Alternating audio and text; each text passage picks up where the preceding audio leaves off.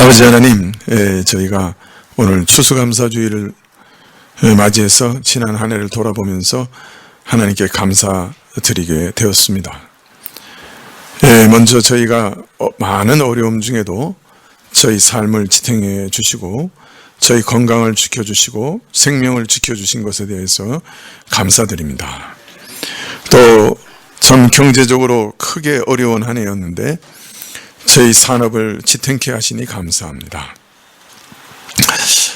그러나 하나님, 저희가 앞으로도 긴 터널을 지나가야 할 것 같아 두려움이 앞서고, 또 참으로 하나님께서 돕지 않으시면 저희가 이 일들을 감당하기 어렵다, 그렇게 생각되면서 감사와 동시에 하나님께 간절히 앞날을 부탁드리지 않을 수 없습니다.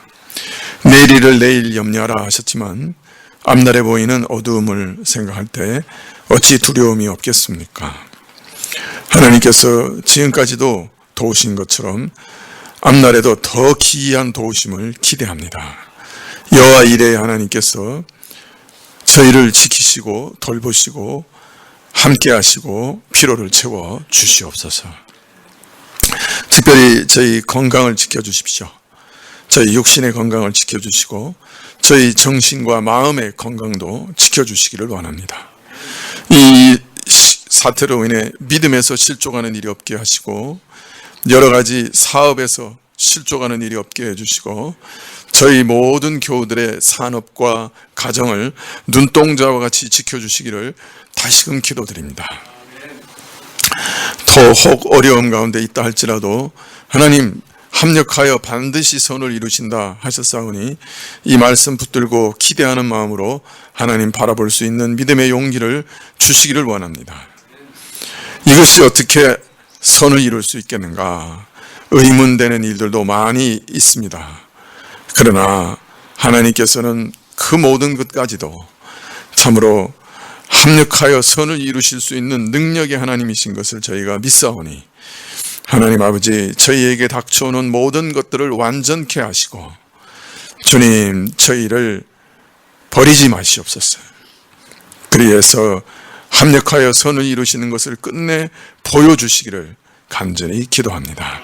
그래서 다음 해에 추수감사절 때는 저희 감사가 더욱 풍성해질 수 있도록, 더욱 넘칠 수 있도록 주께서 역사하여 주시옵소서. 아버지 하나님, 고3 학생들을 위해서 기도합니다. 하나님, 참으로 인생의 중요한 시험을 앞두고 있는데 어찌 두려움이 없겠습니까? 그러나 하나님, 성령께서 임재해 주셔서 시험 칠 때 담대함을 얻게 해 주십시오. 그래서 공부한 것들 다 기억나게 하시고 주님, 지혜롭게 하셔서 잘 판단하여 참으로 답안을 작성할 수 있도록 도와주시고 주의 뜻이 오면 참으로 올해 열린 문을 두셔서 어려움 없이 다 합격할 수 있도록 허락하여 주시옵소서. 아버지 하나님, 참으로 노년에 있는 분들을 주께 의탁하옵고 우리 청소년들 참으로 어려운 시기에 잘 지탱할 수 있도록 도와주시고 학생 한 사람 한 사람, 아이들 한 사람 한 사람 찾아가셔서 견고하게 붙들어 주시고 눈동자와 같이 지키시기를 구하옵고 저희가 드리는 감사와 헌물을 주께서 받으시고 또 기뻐 받으시기를 간절히 구하올 때, 또 말씀 주시기를 구하올 때 예수님의 이름으로 기도합나이다. 아멘. 베드로전서 2장 6절부터 8절까지 말씀입니다. 베드로전서 2장 6절부터 8절까지 말씀입니다.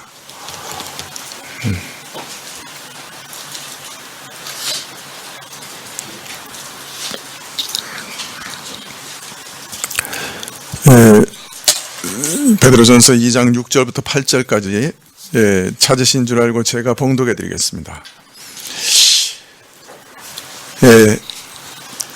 경에 기록하였으되 보라, 내가 택한 보배롭고 요긴한 모퉁이 돌을 시온에 두느니 저를 믿는 자는 부끄러움을 당치 아니하리라 하였으니 그러므로 믿는 너희에게는 보배이나 믿지 아니하는 자에게는 건축자들의 버린 그 돌이 모퉁이의 머릿돌이 되고 또한 부딪히는 돌과 거치는 반석이 되었다 하니라. 저희가 말씀을 순종치 아니하므로 넘어지나니 이는 저희를 이렇게 정하신 것이라.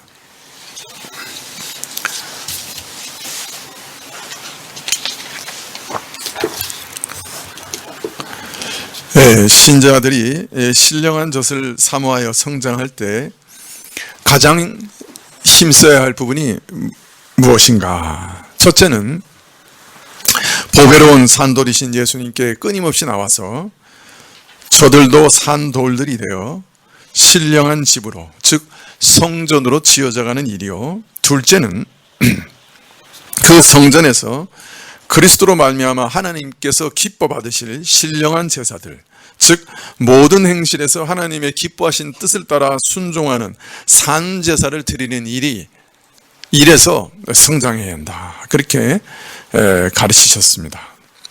즉 피차 서로 사랑하여 아름다운 공동체를 이루는 일에서 하나님의 뜻을 항상 순종하여 모든 행실에서 거룩한 자가 되는 일에서 자라가라 하신 것이죠.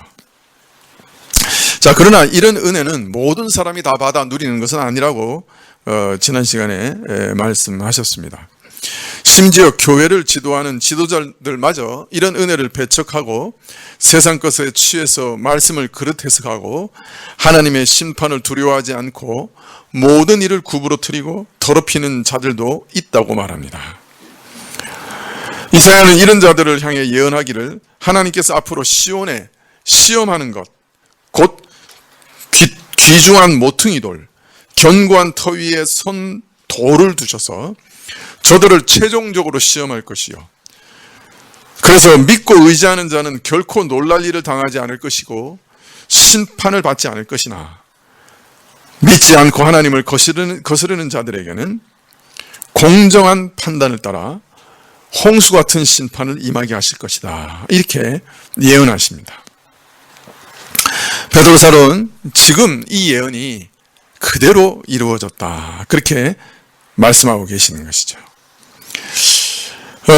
베드로사도는 지금 오늘 읽은 베드로전서 2장 6절 이하에서 구약의 예언들을 인용하셔서 사실은 베드로전서 2장 4절을 설명하고 계신 겁니다. 베드로전서 2장 4절에 사람에게는 버림받아 되었으나 하나님께는 택하심을 입은 보배로운 산돌이신 예수라는 말씀을 설명하고 계시는 거죠. 그래서 사람들에게 버림을 받았다 하는 말이 무슨 의미냐, 또 산돌이라는 말은 무슨 말이냐 하는 것을 2장 6절의 구약을 쭉 인용하시면서 다시 부연 설명하고 계신 거예요. 왜 모든 사람들이 예수님을 믿지는 않는가? 왜 많은 사람들이 예수님을 버리고 그 은혜를 거절하는가? 예수님께서는 하나님의 택하심을 입은 산돌임에도 불구하고 극히 귀중한 돌이요, 그 안에 참 생명이 역사하시는 분이심에도 불구하고 왜 많은 사람들이 저를 저버리고 받아들이지 않는가? 왜 특히 이스라엘의 영적 지도자들이 예수님을 버렸는가? 이런 일들을 구약 예언을 인용해서 설명하시는 것이죠. 자, 오늘은 7절 말씀부터 살펴보도록 하겠습니다. 그러므로 믿는 너희에게는 보배이나 믿지 아니하는 자에게는 건축자들의 버린 그 돌이 모퉁이의 머릿돌이 되고 또한 부딪히는 돌과 거치는 반석이 되었다 하니라. 먼저 믿는 자에게는 이 돌이 참으로 보배로운 돌이라 이렇게 말합니다. 왜 믿는 자들에게는 이 돌이 보배롭습니까? 왜 보배롭습니까? 그것은 믿는 자들은 이 돌이 얼마나 가치가 있는지, 얼마나 보배로운지 알아보는 눈이 있기 때문이죠. 믿는 자들은 왜 이 돌을 따라가고 이 돌에 나가고 이 돌을 신뢰하고 이 돌을 붙드는가? 그리고 이 돌을 보배롭게 생각하는가? 그것은 이 돌이 얼마나 가치 있는가 하는 것을 알아보는 눈이 있기 때문입니다. 자, 그 가치를 알아본 자들은 이 도를 영접하고 또 그리스도에게 자신을 맡깁니다. 바울은 디모데후서 1장 12절에 그래서 이렇게 얘기합니다. 이를 인하여 내가 또 이 고난을 받되 부끄러워하지 아니함은 나의 의뢰한 자를 내가 알고 또한 나의 의탁한 것을 그날까지 저가 능히 지키실 줄을 확신함이라. 바울은 자신이 의지하고 믿는 자가 누군지 안다고 고백하고 있습니다. 그의 가치를 아는 거예요. 그가 누구신지를 아는 거예요. 그래서 그가 내가 맡긴 모든 것을 참으로 지키실 줄을 확신하는 거예요. 내 영혼을 그에게 맡겼을 때 그가 내 영혼을 영원히 지키실 것을 확신하는 거예요. 예수님이 누군지 알기 때문에 확신하는 거예요. 우리 신자들이 예수님이 누구신지를 정말 알면 안심하고 예수님께 우리의 운명과 앞날을 그리고 우리 영혼을 맡길 수 있습니다.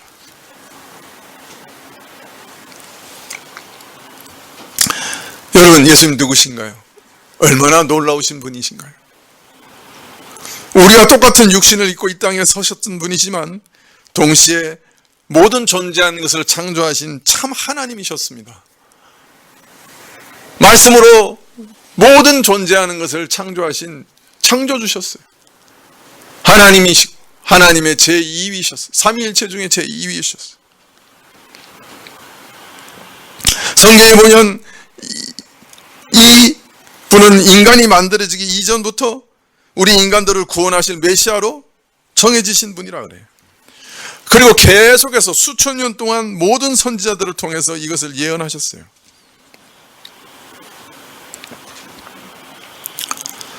이 땅에 오사 사람들에게 멸시를 받고 십자가에서 고난받으시고 죽으셨으나 부활하셨어요. 이를 통해 우리 구원에 필요한 모든 일을 다 이루신 참 메시아이신 것을 드러내셨죠. 그리고 지금도 하나님이 우편에서 우리를 다스리고 계셔요.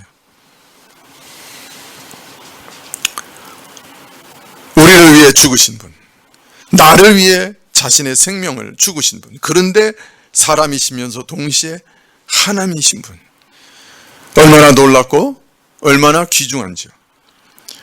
예수님이 누구신지를 생각할 때마다 우리는 경이로운 영광스러운 신비 앞에 찬송하게 되죠. 그래서 우리 신자들은 이런 놀라운 예수님을 존귀히 여기고 또 신뢰합니다. 그가 하신 말씀은 다 믿습니다. 그가 십자가상에서 다 이루었다 외치실 때, 아, 우리 구원에 필요한 모든 것을 다 이루셨구나, 우리는 확신하는 거예요. 내가 더 이상 구원에 뭘 더할 것이 없구나, 다 이루셨구나, 그분이. 그거 믿는 거예요. 내가 거기다 뭘 더 더해서는 안 되는구나, 오히려 더할 것이 없구나, 그분만 바라보면 되는구나, 그분에게 맡기면 되는구나, 다 이루신 분에게 의지하면 되는구나, 믿는 거예요. 나는 비록 비참하고 나는 여전히 죄 가운데 있고 내 행위로는 도저히 천국에 들어갈 수 없을 것 같고 하나님 앞에 설 때마다 부끄럽지만 예수님이 다 이루신 것만을 생각해도 즐거워하게 돼요.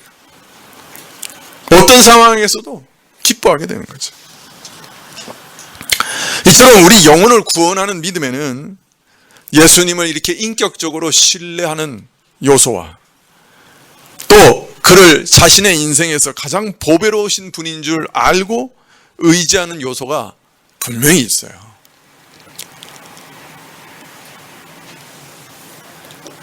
구원 얻는 믿음 안에는 먼저 그의 귀중함을 깨닫는 깨달음이 분명히 있고 그 분을 소중히 여기고 또 그분에게 자신의 모든 것을 맡기는 믿음의 요소가 분명히 있는 거예요. 어떻습니까? 여러분 자신에게 한번 물어보시면 좋겠습니다. 여러분, 예수님께서 여러분 인생에서 가장 소중하고 보배로우신 분이십니까?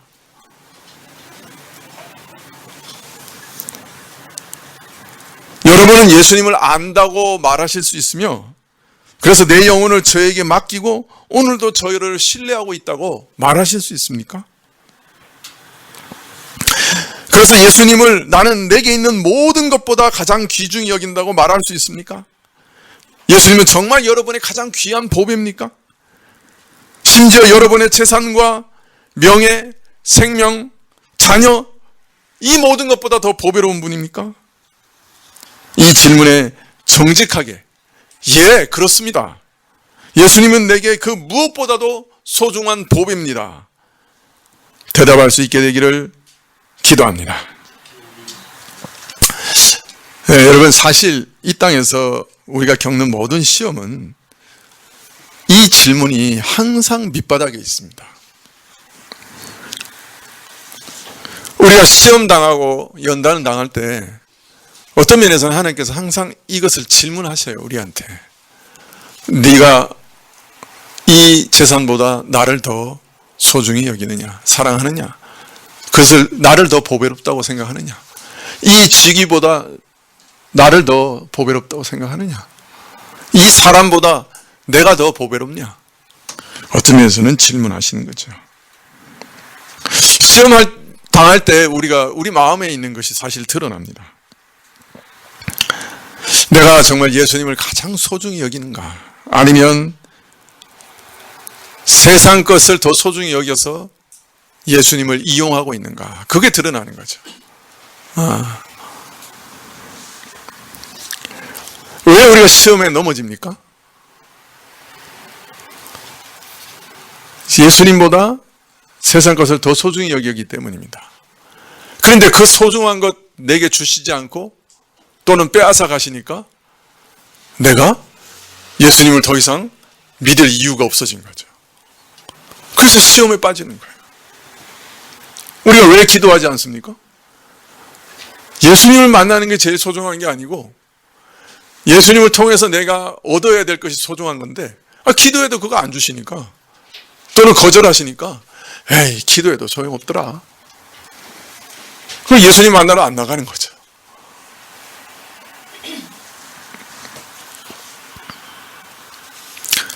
그런데 우리가요, 시험 가운데 그래, 나는 이 모든 것이 내게 없어도 예수님만 있으면 돼.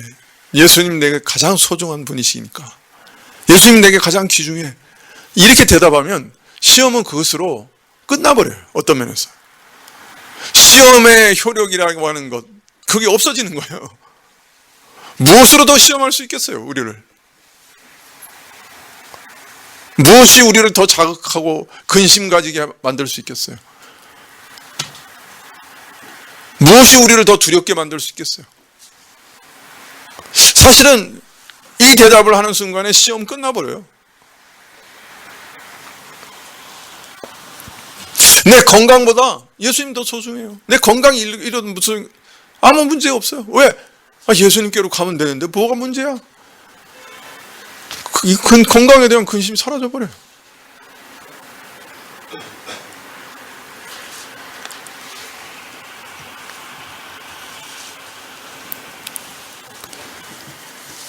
내가 세상의 것을 예수님보다 더 소중히 여길 때 사실은 시험에서 무너지고 쓰러지게 되죠.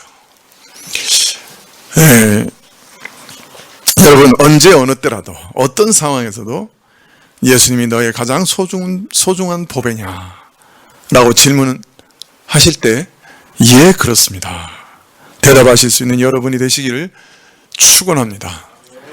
예, 사실 예수님만한 가치를 가지신 분은 온 우주에 없어요. 그렇지 않습니까? 자, 그런데 이런 믿음을 가진 사람들은 많지 않죠. 대부분의 사람들은 믿지 않죠. 자, 그런데 불행하게도 이런 믿지 않는 자들에게는 건축자들이 버린 그 돌이 모퉁이의 머릿돌이 되리라 말씀합니다. 이 말씀은 이미 베드로전서 2장 4절을 강의할 때 한번 말씀드렸죠. 이것은 시편 118편 22절을 인용하신 것이죠. 시편 118편 22절 이하를 보면 건축자의 버린 돌이 집 모퉁이의 머릿돌이 되었나니 이는 여호와의 행하신 것이요 우리 눈에 기이한 바로다. 시편 118편 22절 이하에서 시편 기자는 장차 하나님께서 죄인들을 위해 베푸실 은혜가 사실은 상식을 벗어나는 일이고 사람으로서는 이해하기 힘든 신비로운 일이다 하는 것을 알리시고 계세요. 우리 눈에 참 기이한 일, 잘 이해가 안 되는 신비한 일이 될 거다. 앞으로 하나님이 주실 구원의 은혜는 이렇게 참 신비한 것이 될 것이다. 이렇게 예언하고 계시는 거예요. 왜 신비한 일이 되느냐? 건축자의 버린 돌이 집 모퉁이 돌이 될 것이기 때문에 그렇다. 이렇게 노래해요. 자, 여러분, 건축자들은 누굽니까? 집을 건축할 때 그 집이 어떤 집이며 또 거기에 필요하고 적합한 자재가 무엇인지 누구보다도 잘 아는 자들입니다. 자, 그런데 이런 건축자들이 이 돌은 쓸모가 없어. 결코 하나님의 거룩한 집을 지을 수 없어. 라고 버려버렸어요. 그런데 그 돌이 집 모퉁이 돌, 성전의 가장 귀중한 핵심 코너스톤이 된 거예요. 참으로 이해하기 어려운 비밀을, 하나님의 구원의 은혜 속에 이런 비밀이 담겨 있다라고 예언하고 있는 거예요. 사람들이 이 노래를 들었을 때, 이 예언의 노래를 들었을 때 참 이해할 수 있었을까요? 건축자들이 버린 돌이 모퉁이 머릿돌이 된다. 자, 그런데 이 예언은 예수님의 생애 속에 그대로 이루어지죠. 예수님께서 메시아로 공생애를 시작하시고 복음을 전하시고 수많은 사람들을 치료해 주시고 자신이 메시아이신 것을 여러 번 뚜렷하게 드러내셨지만 구약의 모든 가르침과 또 율법과 제도가 증거해 온 이 복음의 은혜를, 이 메시아를 누구보다도 잘 알고 깊이 이해할 만한 제사장들, 성경에 능통한 서기관들, 백성들의 장로들이 이 예수님을 앞장서서 부인하고 배척했어요. 이스라엘의 지도자들, 곧 하나님께서 이스라엘을 그가 거하실 거룩한 집으로 세워가실 일을 맡기신 인물들, 참으로 하나님의 집을 짓는 건축자들. 그런데 이 사람들이 가장 극렬하게 예수님을 부인하고 배척하고 급기야 나중에 예수님을 죽여버립니다.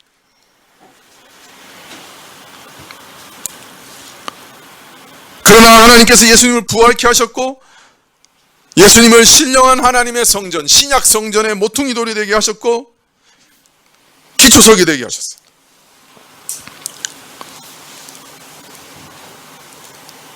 참 놀랍죠.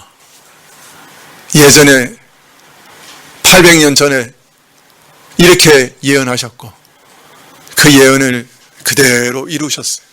건축자들이 돌을 버릴 것이다. 그러나 그 돌이 성전의 기초석이 될 거다.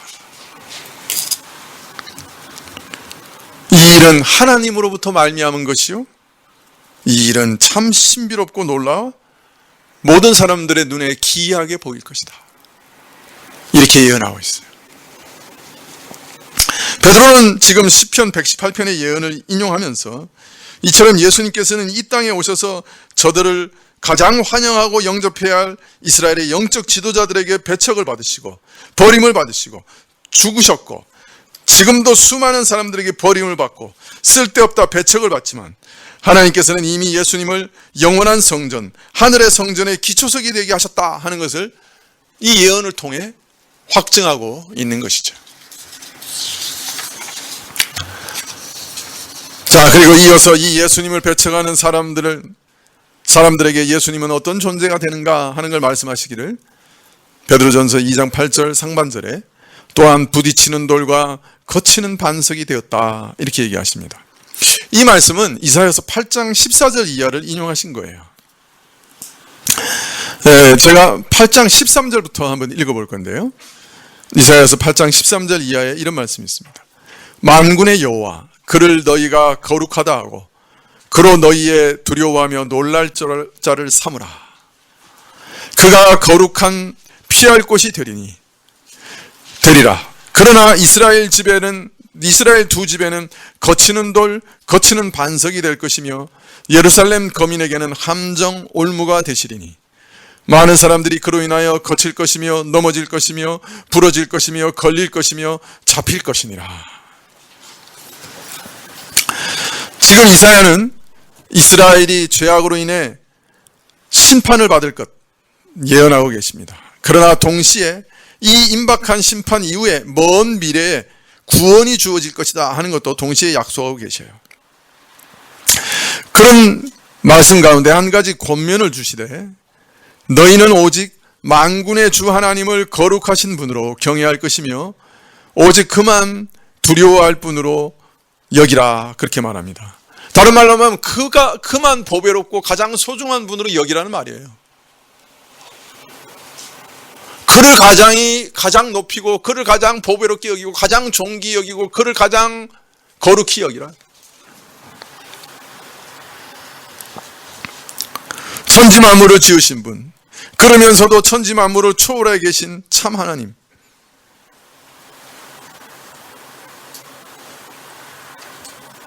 유일한 참신,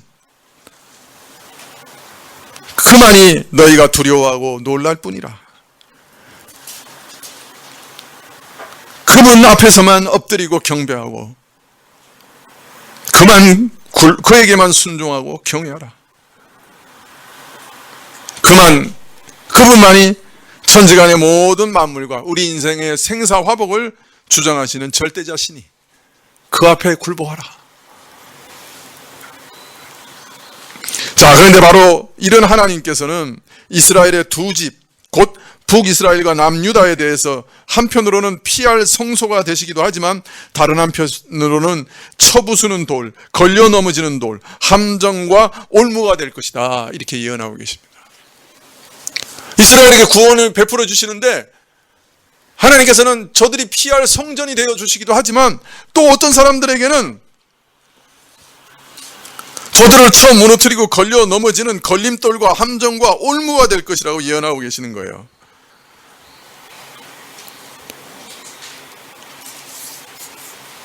하나님께서 우리 인생을 찾아오실 때 우리와 함께 거하시는 성소를 만드시고 우리가 그 성소에 피할 길을 내시겠지만은 이 하나님을 버린 자들에 대해서는 저들을 쳐 파하시고 걸려 넘어지게 하시고 함정과 올무에 빠지게 하실 것이다.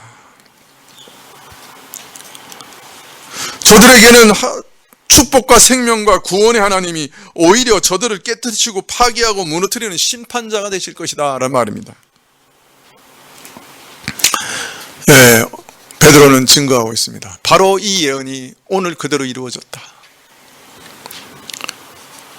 그래서 하나님을 경외하고 예수님을 믿는 자들은 그 자신들도 예수님 위에 세워지는 살아있는 성전이 되지만, 믿지 않는 자들은 이 예언대로 하나님이 시온에 두신 돌, 곧 그리스도께 부딪혀 거칠고 넘어지는 돌에 부딪혀 넘어지고 말 것이다. 이 산돌, 유일한 생명의 구주, 유일한 구원자 메시아를 벼척에 버렸으니 생명과는 이제 상관없는 자가 되고 거기에서 그 생명에서 끊어지는 자가 될 뿐이라. 저들이 배척한 그 돌은 자기들의 생각대로 그렇게 쓸모없는 돌이 아니에요. 온 하나님의 집을 떠받치는 모퉁이 돌이에요. 그것을 쓸모없다 갖다 버렸으니 어떻게 이제 생명과 연결될 길을 찾을 수 있겠어요? 그를 알아보지 못하고 그를 버리는 것이 바로 심판이라. 그리스도의 생명과 무관한 자가 되니 그것이 바로 심판이라. 자, 베드로는 그 다음에 어떤 사람은 그러면 예수님을 믿고 산돌이 되는가? 또 어떤 사람은 예수님이 거치는 돌이 되는가? 그것을 말씀합니다. 자, 그런데 그것을 말씀드리기 전에 한 가지 더 살펴보고 넘어가십시다. 이스라엘 중에 이 예수님을 대적하고 버린 자들을 누구라고 얘기합니까? 이스라엘을 영적 성전을 건축해야 하는 건축자들, 즉 지도자들이라. 예수님을 노골적으로 대적하고 예수님을 죽인 자들은 이스라엘의 영적 지도자들이었어요. 대제사장들과 성경을 가르치는 서기관들과 백성들을 대표하는 장로들과 바리새인들이었어요. 사실 이후 교회 역사를 봐도 교회에서 예수님을 대적한 자들은 그냥 일반 평범한 신자들이 아니었어요. 누가 가장 예수님을 대적했느냐? 유명한 목사들, 유명한 감독들, 특히 교황들, 이런 사람들이 예수님을 대적하고 버렸어요. 또 이들이 예수님을 대적하고 버리니까 교회에 끼치는 영향이 어마어마했어요. 일반 신자들도 자기들을 지도하는 지도자가 그렇게 버리니까 저게 예수님을 믿는 방식인가 보다 그러면서 다 쫓아왔어요.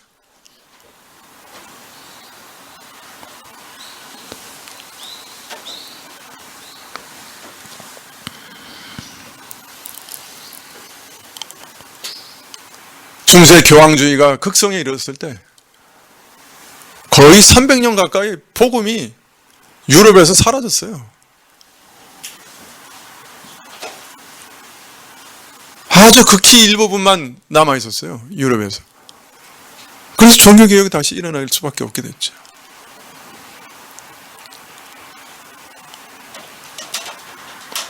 지금 한국교회를 망치고 욕먹이고 예수님께 수치를 안겨주는 자들이 누굽니까?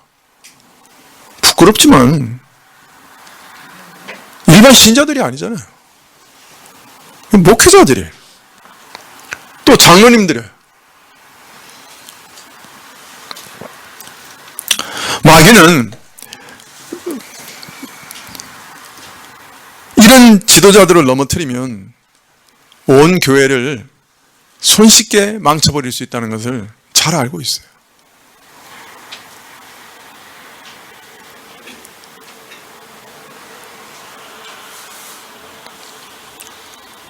그래서 이런 지도자들을 특별히 공격해요.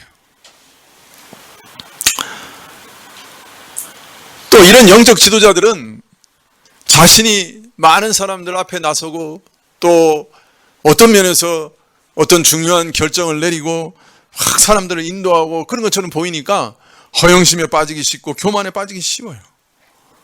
어떤 면에서는 일반 신자들보다 훨씬 취약해요. 그래서 마귀의 공격에 아주 자주 넘어가요. 바리새인들과 제사장들이 예수님을 죽이는 명목이 뭐였어요? 대의 명분이 뭐였어요? 두 가지예요.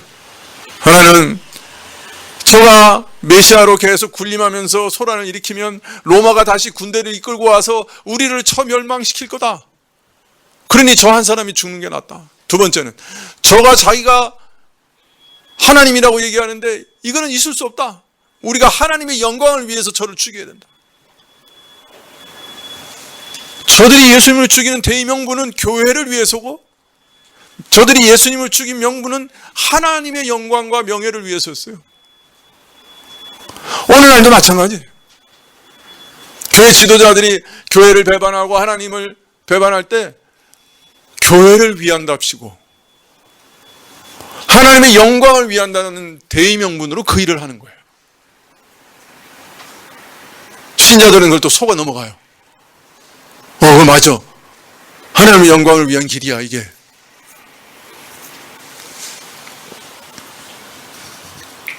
그러므로 여러분 교회 지도자들, 목사, 장로 그리고 신학자들을 위해서 매일 기도해 주셔야 돼요. 여러분의 기도의 우선순위가 이 교회 목사와 장로와 또 이 신학자들을 위한 것이 그 우선순위가 되어야 돼요. 아니 똑같은 인생이잖아요. 똑같이 연약하잖아요. 하나님이 안 도우시면 바로 쓰러지는 게 우리 인생 아니에요. 오늘 은혜 충만해서 내려오다가 중간에서 은혜 다 까먹고 배반하는 게 우리 인생 아니에요.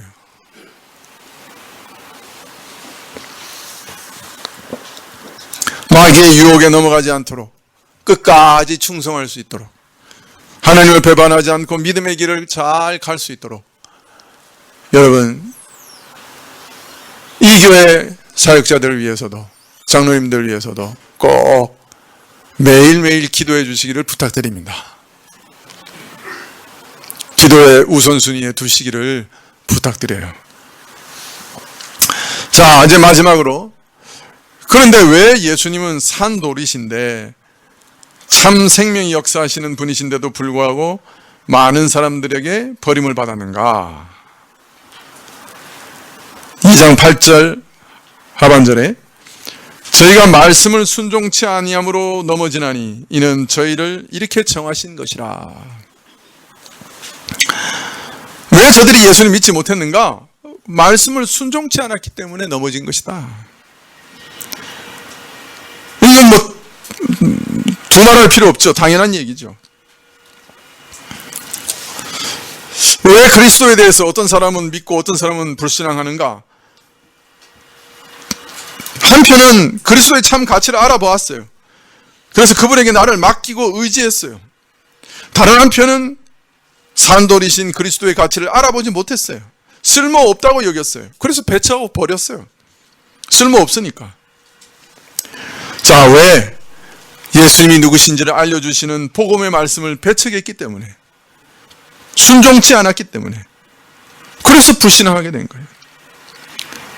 그래서 저들은 저들의 무지와 완악한 마음, 교만, 그 마음에서, 그 중심에서 그리스도를 멸시하고 배척하기로 결정한 거예요. 그러므로 자신의 죄악된 성품이 자신들이 당하게 될 불행의 원인이에요. 이 불순종에 대해서 자신이 책임져야 돼요. 모든 불행이 자신의 책임이에요. 자, 그런데 이건 뭐 다 이해할 수 있죠. 그런데 한 가지 이상한 말씀을 바로 덧붙여 놨어요.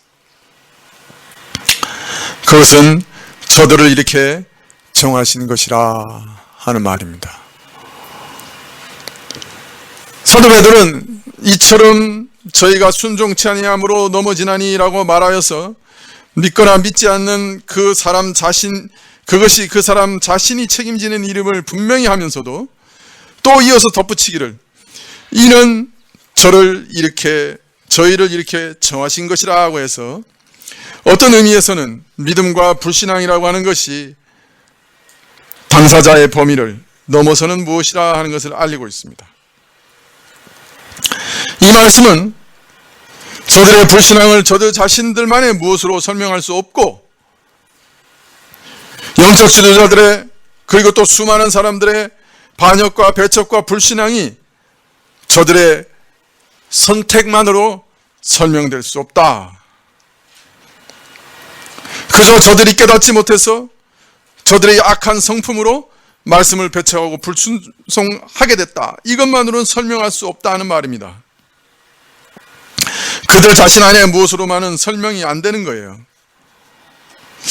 왜 어떤 사람들은 영적인 눈이 열려서 은혜를 알고 깨닫게 되고 믿는가 하면, 왜 어떤 사람은 눈을 열어 깨닫게 하시는 은혜를 입지 못했는가?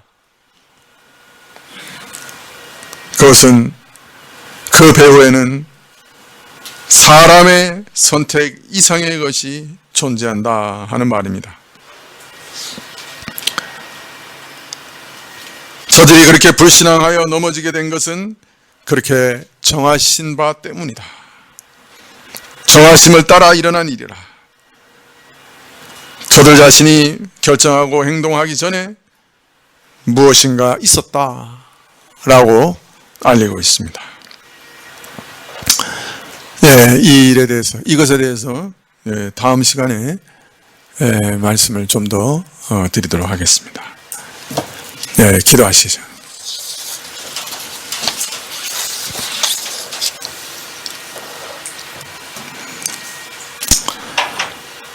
참 보배로우신 예수님, 기도하옵기는 저희 마음에 주님이 누구신지를 환히 비춰주시고 보여주셔서 우리가 주의 보배로우심을 더 깊이 보고 알고 깨닫고 또 예수님을 보배로우신 분으로 믿고 의지할 수 있도록 허락하여 주십시오. 어떤 사람에게는 열려있고 어떤 사람에게는 닫혀있고 어떤 순간까지는 닫혀있다가 어느 순간 열어지고 또 어떤 사람은 열어져 있다가 닫혀지기도 하고 참 이러한 신비를 우리가 다 알 수 없지만은 그러나 무릎 꿇고 기도하는 것은 우리에게 열어 보여주시기만을 기도합니다.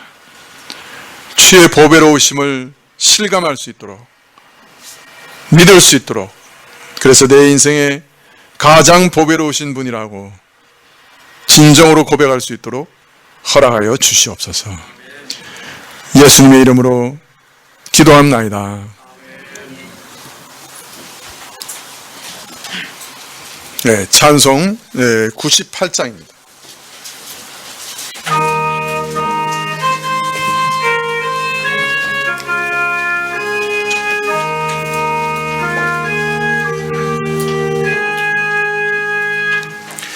주 예수 내가 알기 전 날 먼저 사랑했네.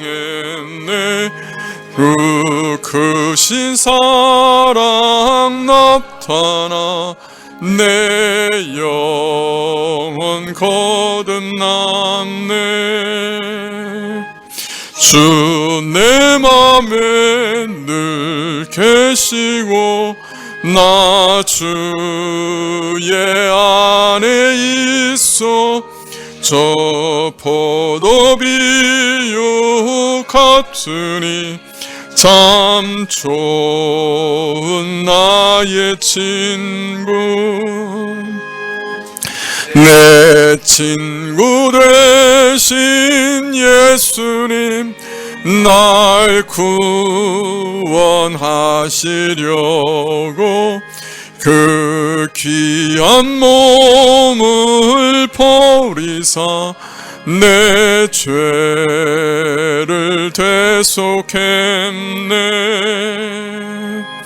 나 주님을 늘 믿으며 그 손을 의지하고 내 몸과 마음을 바쳐서 끝까지 충성하리. 내 진실하신 친구여 큰 은혜 내려주사 날 항상 보호하시고 내 방패 되옵소서. 그 풍성한 참 사랑을 능히 끊을 소냐. 날 구원하신 예수는 참 좋은 나의 친구. 기도하시겠습니다.